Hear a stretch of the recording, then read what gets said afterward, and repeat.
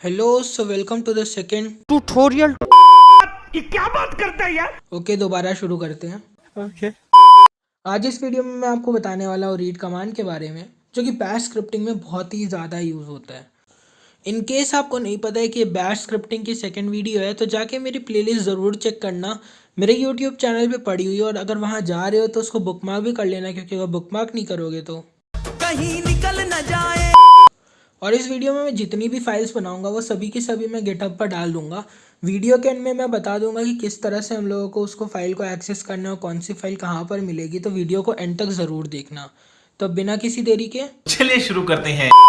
सबसे पहले अपना मनपसंद कोई भी वीडियो एडिटर खोल लो, और इतना करने के बाद वहाँ पे एक नई फाइल बना लो। अभी मैं फाइल का नाम दे रहा हूँ one_read.sh। बैश स्क्रिप्टिंग की जितनी भी फाइल्स होती है .sh से ही एंड होती हैं।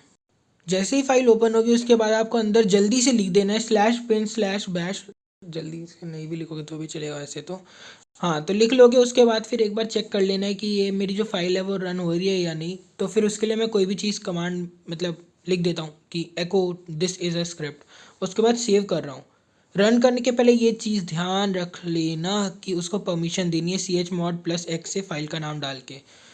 उसके बाद जब मैं रन किया तो वो देखो फाइल रन हो रही है, यानी कि अभी मेरी जो बैश स्क्रिप्ट है वो चल रही है। तो मैं अब दूसरी चीज़ें करने वाला हूँ।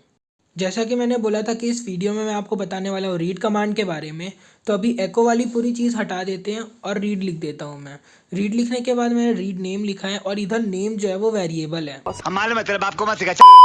उसके बाद हम लोग यूज़र का दिया हुआ डेटा ही उसको रिफ्लेक्ट करके दिखा देंगे एको कमांड का यूज़ करके। और मैं कर रहा हूँ एको योर नेम इज़, फिर आगे वेरिएबल का नेम दे दूंगा।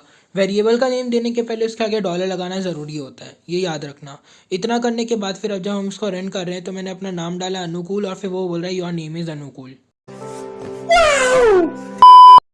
अब मैं पुराने वाली कमांड में नेम की जगह यूज़र नेम कर देता हूँ। वेरिएबल का भी नेम चेंज करना पड़ेगा नीचे, क्योंकि हम लोगों ने रीड के आगे यूज़र नेम कर दिया है। इतना करने के बाद मैं ऊपर ये भी लिख देता हूँ कि echo enter your user name. Basically होगा क्या कि वो हम लोगों से यूज़र नेम पूछेगा, हम यूज़र नेम डालेंगे तो फिर वो हमारा यूज़र नेम हमको बता देगा दोबारा। लेकिन इसमें कुछ नया नहीं हुआ, यही वाला पुराने वाले कमांड में भी हुआ था, पुराने वाले कोड में। तो इस कोड के थ्रू मैं ये दिखाना चाहता हूँ कि देखो, जब मैंने अपना नाम अनुकूल लिखा तो इसको मैंने दूसरी लाइन में एंटर करा है। सेम उसी लाइन में उसने मेरे से नहीं मांगा था। तो हम लोगों को ये चीज़ करनी है कि जिस लाइन में वो एंटर करने को बोल रहे हैं हमको यूज़र नेम, हम उसी के अंदर यूज़र नेम डालें। तो कुछ करना नहीं है, रीड के आगे एक फ्लैग को इंट्रोड्यूस कर दिया है जिसका नाम है -p। Read -p enter your user name. और अब देखो मैं एंटर योर यूज़र नेम के आगे ही अनुकूल लिख पा रहा हूँ। पुराने वाले कोड में क्या हो रहा था कि हमको अलग वाली लाइन में लिखना पड़ रहा था। तो देखो अब ये चीज़ तो है कि हम लोग बार बार रिफ्लेक्ट कर दे रहे हैं कि मैंने यूज़र नेम डाला, वही मेरे को यूज़र नेम बता दे रहा है। तो ऐसे ही बहुत सारी कमांड लाइन एप्लीकेशंस होती हैं, यानी CLI वाली चीज़ें, जो हम लोगों से मांगती हैं कि यूज़र नेम भी डालो, पासवर्ड भी डालो। लेकिन जो पासवर्ड होता है वो विजिबल नहीं होता है। तो उसके लिए मैं क्या करूँगा कि एक और फ्लैग को इंट्रोड्यूस कर दूंगा जो कि है -sp फ्लैग। तो उसके लिए कुछ नहीं करना है, पुराना वाला कोड जो है उसी को कॉपी कर दिया है मैंने, बस एक और नया वेरिएबल डाल दिया पासवर्ड, और जो फ्लैग था उसको मैंने चेंज कर दिया -sp से। तो अभी ऊपर दिख रहा है कि मैंने एक गलती कर दी है, जो कि है SP फ्लैग की जगह PS फ्लैग लिख दिया है। तो ये वाली गलती मैं ऊपर जाके ठीक कर देता हूँ, और फिर अब मैं दोबारा रन करूँगा इसको। तो अब एकदम सही हो जाएगा। जैसे देखो यूज़र नेम मैंने डाला, और अब मैं पासवर्ड डालूँगा, और जब एंटर मारूँगा तो वो मेरे को यूज़र नेम और पासवर्ड दिखा देगा। लेकिन यूज़र नेम जो है वो एंटर योर पासवर्ड वाली लाइन में ही आ रहा है। तो इस गलती को ठीक करने के लिए मैं क्या करूँगा, इसी जगह वीडियो को पॉज कर दो, और फिर दिमाग में जो भी आया है मेथड कि किस तरह से हम लोग अलग लाइन में प्रिंट करेंगे, वही कमेंट सेक्शन में जाके लिख के आ जाओ। उसके बाद फिर वीडियो को दोबारा आके आगे से देखना, फिर देखना कि तुमने जो लिखा है नीचे वो सही है या गलत। ये करने के लिए इसमें कोई भी रॉकेट साइंस नहीं लगेगा, बस एक एको वाली लाइन और डाल दो, और फिर अब दोबारा हम लोग इसको रन कर रहे हैं तो फिर स्मूथली रन हो जाएगा। अलग लाइन में यूज़र नेम, अलग लाइन में पासवर्ड, और देखो अनुकूल और सब्सक्राइब। तो अगर सब्सक्राइब करे बिना देख रहे हो तो जाके सब्सक्राइब कर दो, क्योंकि पासवर्ड वही है मेरा, ट्राई कर लेना।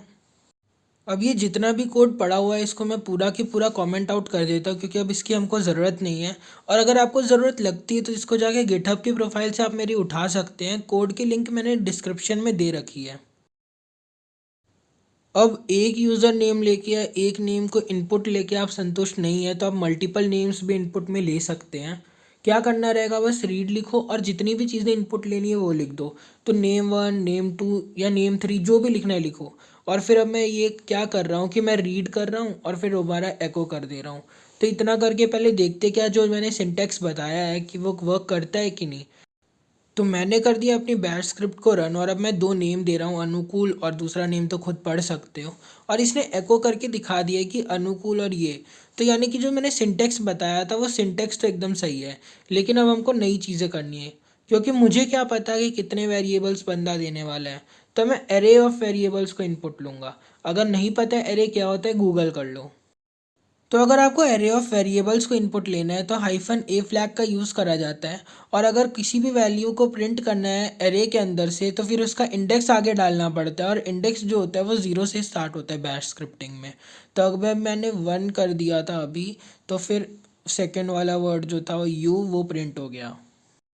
अब मैं बताने वाला हूँ कि ये जो सारे फ्लैग्स होते हैं ये हम लोग कहाँ से देख सकते हैं, क्योंकि इतने सारे तो कौन ही बैठ के याद करेगा। तो आपको बस अपना टर्मिनल को ओपन कर लेना है और टर्मिनल ओपन करने के बाद आपको लिख देना है रीड हाइफन हेल्प। और इतना लिखने के बाद आपके आगे एक मैनुअल खुल जाएगा जिसके अंदर सारी चीज़ें लिखी हुई हैं कि -a फ्लैग से आप एरे को इनपुट ले सकते हैं, -d से डेलिन कर सकते हैं। और मैंने जितनी भी चीज़ें थी कुछ कुछ बता दिए, जैसे -s मैंने बताया, -p मैंने बता दिया था, और बाकी वाली खुद एक्सप्लोर कर लो। अगर आपको कोड की फाइल्स चाहिए प्रैक्टिस करने के लिए तो आप मेरी गिटहब प्रोफाइल पे जा सकते हैं। बैश स्क्रिप्ट फॉर हैकर्स करके एक मैंने रिपोजिटरी बना के रखी है, आप इसके ऊपर क्लिक कर दीजिएगा। और जब इधर आएंगे तो स्टार भी कर देना, तो फिर मैं और जल्दी जल्दी वीडियोस बनाऊंगा क्योंकि अच्छा लगता है। फिर जैसे अभी मैंने रीड कमांड एक्सप्लेन करा है, तो रीड कमांड का ऊपर आ रहा है उसके ऊपर क्लिक करिएगा और फिर जो फाइल है उसके ऊपर क्लिक करके आप फाइल को डाउनलोड भी कर सकते हैं या फिर उधर से सारा के सारा कोड कॉपी भी कर सकते हैं। तो जो भी करना आपको अच्छा लगे वो कर देना। और अगर वीडियो अच्छी लगी तो लाइक करना, कमेंट करना, शेयर करना, और मिलते हैं अब नेक्स्ट वीडियो में। और रिव्यू ज़रूर करना वीडियो का।